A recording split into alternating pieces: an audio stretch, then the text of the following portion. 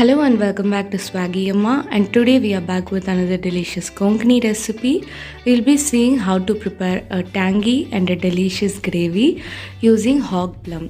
Hog plum is called as Ambadi in Konkani and Ambranga in Malayalam. Hog plum is usually available abundantly during the monsoon season.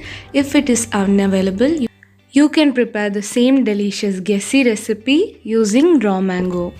To prepare this recipe, few of the ingredients that we require would be 3 to 4 mature raw hog plum. The tender raw hog plum we'll be using to prepare edige or puddigalela, which is nothing but pickle.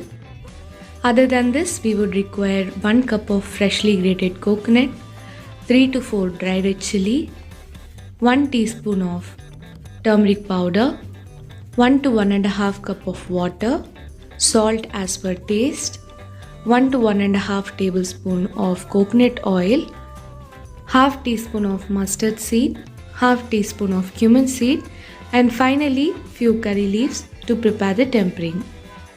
Firstly, to begin with, wash and take the hog plum, and later with the help of a rock or any other kitchen tool, smash the hog plum until it cracks slightly. Repeat the same process for the rest of the hog plums as well, and later set it aside. Next, take a mixer jar and into that add 1 cup of freshly grated coconut, 3 to 4 dry red chili, turmeric powder, and 1/4 cup of water or less than that, and grind this into a fine paste. Once your masole or the gravy base is ready, take a kadai and into that add 1 to 1.5 cup of water and allow this water to boil. Later, transfer the previously prepared hog plum into this and salt as per taste and give everything a good mix. Cover this with a lid and cook this in medium flame until the hog plums are well cooked.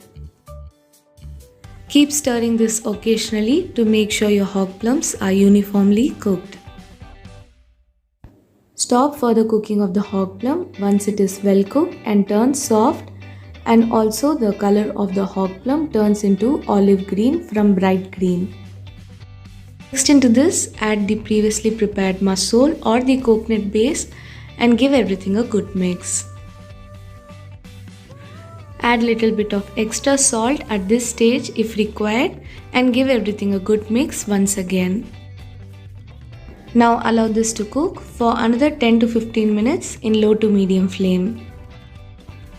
Once this is ready, set this aside and next take a tadka or tempering pan and into that add 1 to 2 tablespoons of coconut oil, mustard seed, cumin seed and curry leaf and prepare the tempering. Add the tempering into the previously prepared gravy and give everything a good mix. Now your delicious Gessi recipe is ready. So do try this recipe at home and do let me know on how it was in the comment section. For more such traditional recipes, do not forget to like, follow and subscribe to Swaggy Amma in Facebook, Instagram and YouTube.